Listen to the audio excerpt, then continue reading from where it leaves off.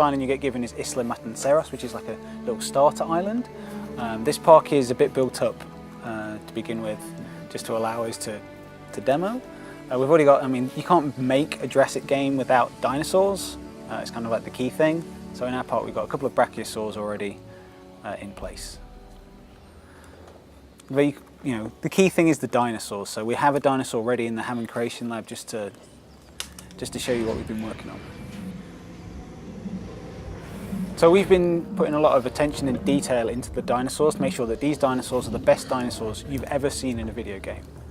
We put a lot of work into how they look, how they move, how they sound and how they behave. It's one of the key things for us to make a game that's just amazing to look at. Yeah, so there's our Ceratosaurus. She seems fairly happy there, munching down on the meat. So I think in addition to the dinosaurs, there's a load of structured objectives that you can do in the game too. So I'm going to complete this active contract, what we call a contract here. So we've got a science contract active here to perform an expedition for at least one herbivore fossil. Now contracts are jobs that you undertake for one of the 3 divisions in the game. So we've got science, entertainment and security, and this is for science. So this will improve my standing with that division, and that will lead to further unlocks and further consequences later down the line. So I'm going to head to my expedition center and look at the expedition map. It shows me all the dig sites I've got available around the world. So one part of the game that we're putting a lot of detail into is the authenticity of the game. The dig sites that you're using in the game are based on real-world dig sites, and the fossils and the dinosaurs that you find in there are based on real-world science. We want it to be as real as possible. And there's a lot of information about the dig sites themselves and the lore of the game and the dinosaurs that you're engineering, but we keep all of that stuff inside an InGen database, which is like a repository of information that if you want to get access to all that depth and the detail, if you're a big fan of that kind of aspect of the Jurassic franchise, you can go into here and start reading up about, for instance, the formations in the game, and you can see when these formations were formed in the world, what you can find inside them and the dinosaurs in there. So it's one part of the aspect of the game that we're putting a lot of detail into.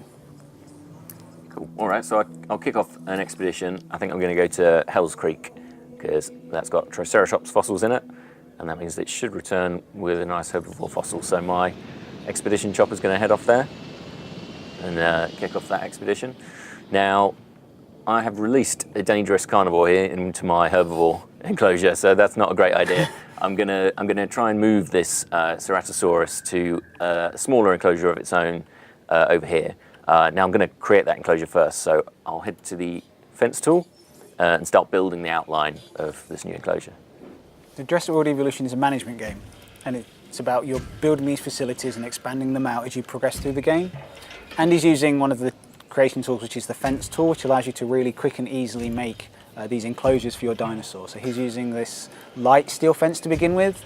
As you progress through the game, you get access to sturdier fences and then electrified fences, just to make sure that the new dinosaurs that you're engineering are really, make sure that you're kept inside the enclosure, because if they're not inside, that's when the running and the screaming happens. So it's the key thing of the game is to make sure that your dinosaurs are kept away from your guests.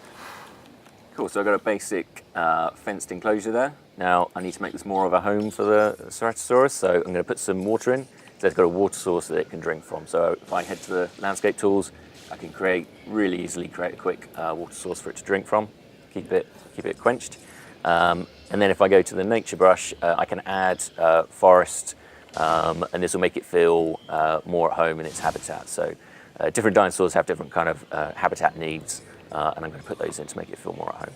I can also, while I'm in here, I can also adjust the slope around the enclosure, so I can raise, lower, flatten, smooth terrain. Which is kind of cool from an aesthetic point of view. You see the fence actually conforms to any terrain edits that I make. And then to finish off the enclosure, or to make sure at least that it can be got to from my ranger teams, which we're going to talk about a little bit later, I'll stick a gate here, and that allows the ranger teams to drive in and out with their 4x4s, which is really important for dinosaur welfare, which we'll talk about in a little bit. And then finishing touch, I'm going to add a feeder in here, because our Ceratosaurus is going to want to eat something when it's touched down. So I don't know if you covered that there, but this the fences that you're placing down They look kind of they don't look like they're going to be particularly strong against some of those larger dinosaurs. Are these things that you can upgrade and get more? So you need to make sure that the fences that you're placing are appropriate for the dinosaurs you're trying to keep behind them, so that the smaller herbivores, you can get away with a light steel fence. But as you say, the bigger dinosaurs, the ones with more teeth, you know, you want to make sure that they're kept in. So you want to make sure that your fences are as strong as possible. Yes, this is exactly what we needed. Well done completing that contract. So I've now boosted my science reputation by completing a contract, because my expedition chopper came back, and that's unlocked something for me to hit. I've got an interesting opportunity for you to consider. It will allow us to work together to create life. Pure life. If you've been listening to Dr. Malcolm, then you know how important this is to us, and to me. All right, so this is the head of the science division offering me a mission, which is a multi-stage series of objectives which take longer than the contracts to do, but they have greater rewards and more sort of narrative depth to them. So I'm going to start this mission and see what's involved. I knew you were my kind of person. Inquisitive, driven, and I knew you couldn't resist this opportunity. So let's get started. Together, we can create a more authentic version of our dinosaurs. That means a complete genome. And I think you are up to the challenge. Don't disappoint. Okay, so the first part of this mission is to acquire 50% of the Triceratops genome. So in order to do that, I'm going to head to my fossil center. It's where all my dig site finds get delivered. And see here, I've got a very high quality amber fossil, which will give me Triceratops DNA. So when I've extracted this DNA, I should have enough to complete this section of the mission. I saw another option there as well to sell. So you can sell them just to gain money, and that will, so there's kind of a trade-off there, is you can focus just on the dinosaurs or use fossil dig finds for short-term financial gain. And one part of the game that we're really focused on is not just making sure that the dinosaurs are the best dinosaurs you've ever seen, but the environments that they inhabit are amazing as well. So we put a lot of care into the building systems as well as the islands themselves. So each island has a lot of work and attention being done to make sure it looks amazing and as it can be, and we put work into a weather system as well. So as you're playing through the game, there's different weather events that might happen, things like light rain or heavy rain. Some of the later islands have more extreme weather events, so there's a lot for you to do there. These things aren't just aesthetics things though. The tropical storms that might hit you later on have a gameplay aspect. They might come and knock your fences out. They might come and take out your power station. So there's things for you to be worrying about as you're managing not just these dangerous dinosaurs in your facility, but things that might cause them to escape. Now we need to incubate, hatch, and house our dinosaur. Then we will know if our efforts will have been worth it. Okay, cool. So my fossil was extracted, and that meant I've got enough of a Triceratops genome to incubate a Triceratops dinosaur egg. So if I go to my Hammond Creation Lab, I can see all the available genomes I have. I've only got a few here. Obviously, this is just the start of the game. But one of those is my newly available Triceratops. So I'm going to incubate that right now for this mission. So this is going to be my herbivore enclosure. I've got two big herbivores here. I've got another one on the way. So I'm going to make sure that this Ceratosaurus is not around when all those herbivores are roaming, because he's quite a dangerous animal. So in order to move him to my new enclosure, I'm going to head to my ACU center, and this is where I can give commands to my ACU chopper teams. So if I head over here and click on the Ceratosaurus, they will start flying off and they will try and tranquilize him so that he can be safely transported. Now, a really, really nice element of Jurassic World Evolution is that although I can manage these vehicles from far, I can also click on them if I want to and take direct control. So I can interject whenever I've asked them to do something and try and do it myself. And since on PC we've kind of designed the game to work seamlessly with controller and with keyboard and mouse, so I can just switch to the gamepad and all the menus and all the interfaces and all the controls are going to work just as well. Immediately as well, there's no actually no switch there at all, yeah. You can do it, Andy. No pressure.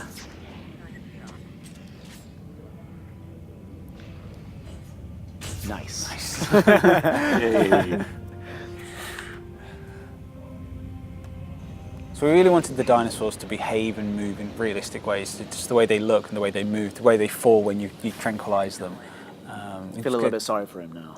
Her, sorry. Her. I do apologise. Yeah, All absolutely. hers. All right, well, she's safely tranquilized. Now I need to transport. So transportation is also now at the ACU center. Now, a really quick way to go between buildings is to switch to the schematic view, the map of the island. And this shows me the whole island area I've got. And I can really quickly see my dinosaurs, my vehicles, state of my buildings. It's really, really useful for quickly accessing buildings. And here I'm going to get in touch with the transport team and ask them to transport this Ceratosaurus from its current enclosure into the new one that I built.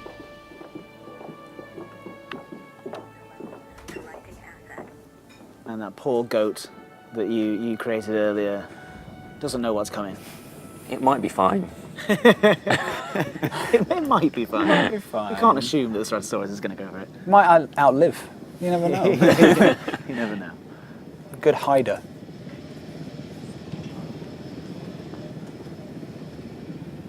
There she goes.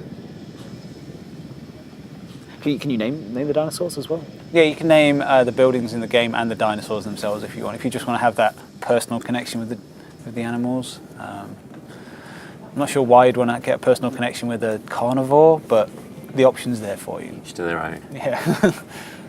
Okay, well, she's on her way. So now I can safely release my new Triceratops into the herbivore enclosure.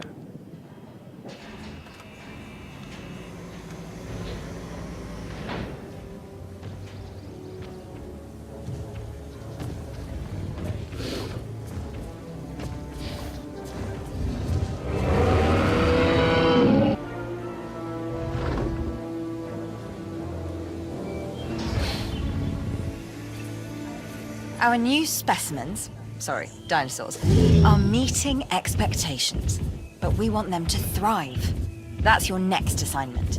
Making sure our specimens are properly cared for. In other words, dinosaur welfare. The difference with dinosaurs is that they have no point of reference to understand humans, so don't expect much in the way of thank yous. And another part of the game that we're really excited about is the opportunity to Jeff Goldblum. He's reprising his role of Dr. Ian Malcolm, and he's throughout the game. Yeah, he's there as a narrator, as like a voice of conscience. You're going to be making some decisions in the game as to which division you're pursuing the missions for, and there's going to be some consequence to that. And he's there just to remind you that these dinosaurs should never have been brought back. It's been a mistake from day one, and that there's going to be a consequence to some of these decisions. And you just can't keep some things like that in your enclosed, and they will always find a way to escape, or something will find a way to just go wrong. And he's always there just to keep reminding you of that fact. It's just such an amazing thing as a developer to work with someone like him in one of our games.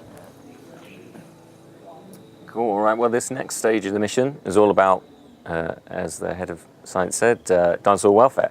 So it wants me to build a ranger station.